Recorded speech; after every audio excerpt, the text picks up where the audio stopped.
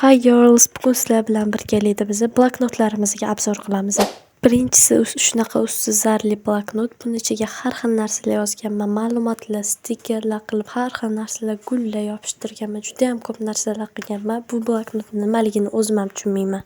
Ikkinchisi esa menimcha bu bloknotni ko'plar biladi. 3 ta muqovali va har xil narsalari bor. Mana bunaqa narsalari va kapalaklari har xil narsalar bor. Buni ichiga ham esa har xil narsalar qilganman.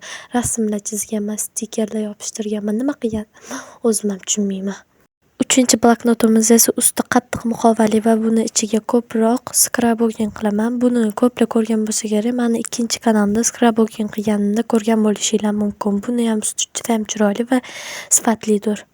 Bizning 4-bloknotimiz esa bu Blackpink haqida bo'ladi. Blackpink haqida har xil ma'lumotlar va juda ham chiroyli stikerlar yopishtirganman. Buni oldin 2 yil bo'ldi menimcha bu bloknotni bezatib olganimga va mayli sizlarga buni ham obzor qilib ko'rsatib beraman. Ichiga har xil o'yinlar, rasmlar chizib, stikerlar qilganman.